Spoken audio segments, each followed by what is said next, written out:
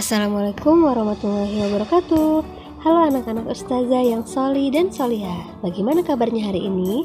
Semoga kalian baik-baik saja dan selalu dalam lindungan Allah Subhanahu wa taala. Amin amin ya rabbal alamin. Pada hari ini kita akan melanjutkan bahasa Indonesia di bab 2. Ayo, siapa yang masih ingat materi kita pada minggu lalu? Ya, benar sekali. Kita kemarin membahas sampai yang bagian D ya. Sekarang kita akan melanjutkan ke bagian E. Penggunaan kata baku dan tidak baku. Dalam melakukan wawancara sebaiknya menggunakan bahasa yang baik dan benar. Salah satu ciri bahasa yang baik dan benar adalah menggunakan kata baku. Kata baku merupakan kata yang cara pengucapan atau penulisannya sesuai dengan kaidah-kaidah standar atau kaidah yang telah dibakukan. Kaidah standar yang dimaksud dapat berupa pedoman umum ejaan bahasa Indonesia, tata bahasa baku atau kamus umum. Selain itu, ada juga kata tidak baku. Kata tidak baku merupakan kata yang cara pengucapan atau penulisannya tidak memenuhi kaidah-kaidah umum tersebut.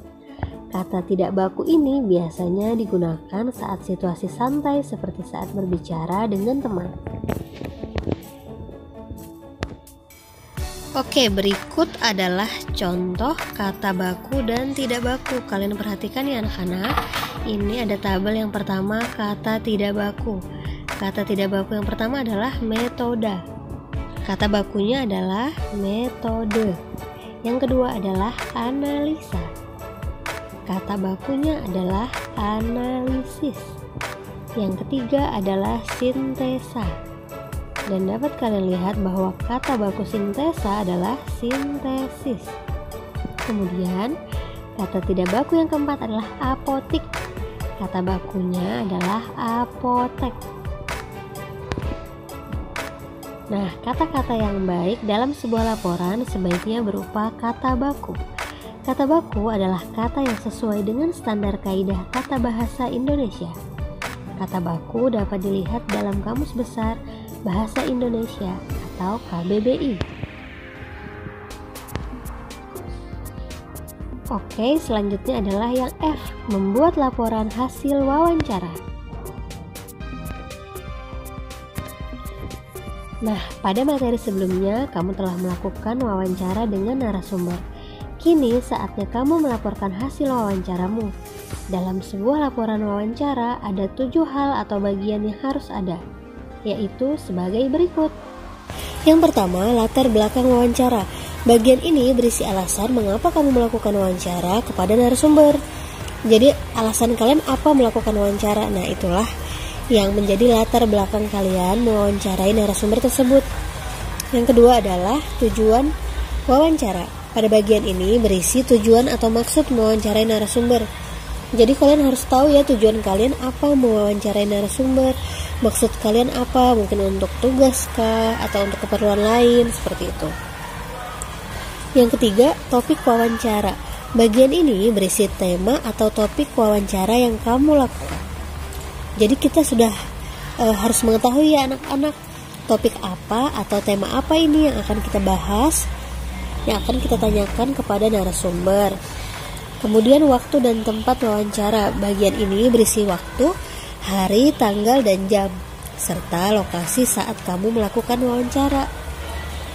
Jadi harus jelas sebelum kita janjian, sebelum kita melakukan janji kepada narasumber, kita harus menentukan waktu, tempat wawancara. Seperti hari apa, tanggal berapa, dan jam berapa. Jadi jelas ya.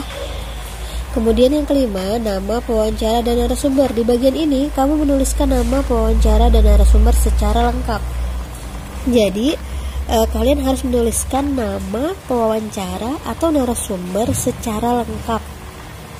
Jadi, biar jelas siapa yang kalian wawancarai. Yang kesembilan ini adalah hasil wawancara. Bagian ini berisi seluruh informasi yang kamu dapat dari narasumber selama wawancara. Jadi ini penting ya anak-anak, hasil wawancara. Jadi selama narasumber itu berbicara, menjawab pertanyaan, kalian harus mencatat hal-hal penting sehingga kalian dapat hasil wawancara yang baik, dan yang benar. Jadi tidak ditambah-tambahkan, sesuai dengan apa yang dibicarakan oleh narasumber. Yang 7, kesimpulan. Nah, dari hasil wawancara kalian bisa dapat kesimpulan. Pada bagian ini kamu menuliskan kesimpulan berupa garis besar atau pokok dari hasil wawancaramu dengan narasumber.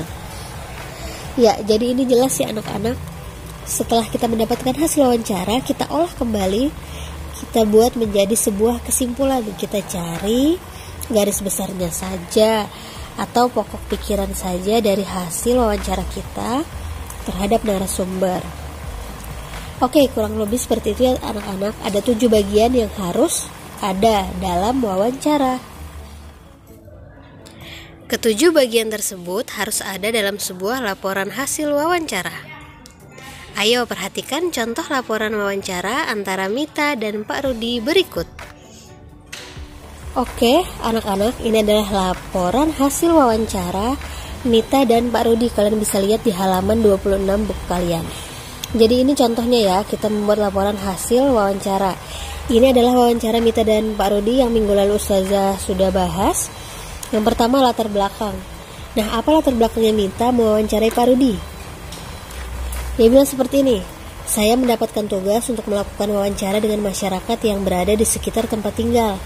Wawancara yang dilakukan harus berkaitan dengan hemat energi. Oleh sebab itu, saya memilih untuk mewawancarai salah satu karyawan perusahaan air yang letak kantornya berada di daerah sekitar tempat tinggal saya. Jadi latar belakang Mita melakukan wawancara adalah karena apa?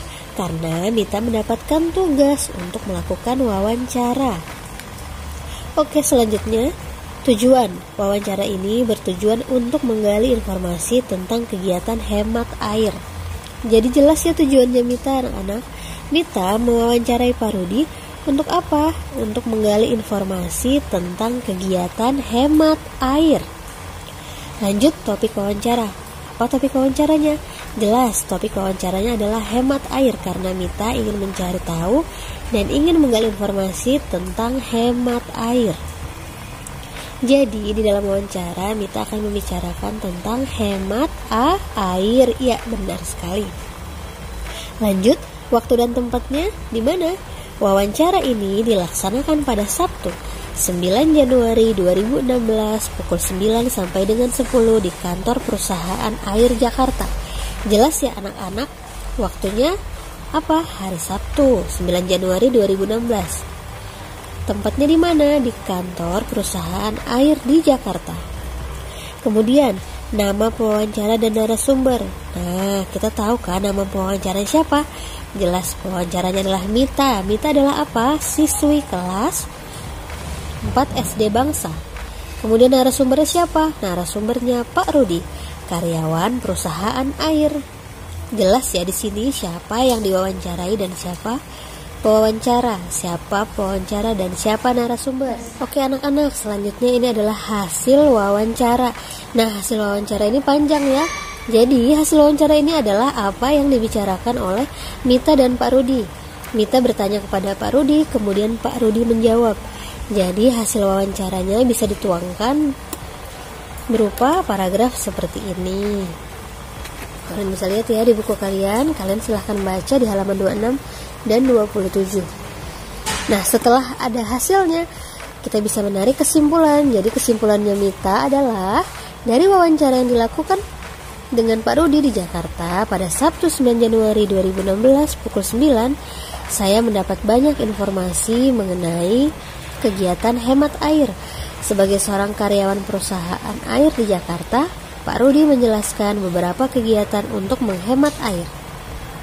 Kegiatan pertama yaitu menggunakan air seperlunya. Yang kedua yaitu menggunakan bak penampungan untuk menyimpan atau menampung air. Nah, jadi kurang lebih seperti itu ya anak-anak. Jadi kita bisa lihat dari buku kita ini yang di halaman 26 dan 27 ada laporan hasil wawancara dari Mita dan Pak Rudi. Silahkan kalian baca untuk lebih jelasnya. Dan kalian lihat ada beberapa bagian seperti latar belakang, tujuan, topik, waktu dan tempat, nama pewawancara, hasil wawancara, serta kesimpulan. Di sini sudah jelas, kalian bisa lihat Oke, selamat belajar. Nah, itu tadi ya anak-anak penjelasan Ustazah tentang penggunaan kata baku dan tidak baku, serta penjelasan tentang membuat laporan hasil wawancara. Sampai berjumpa di video selanjutnya ya.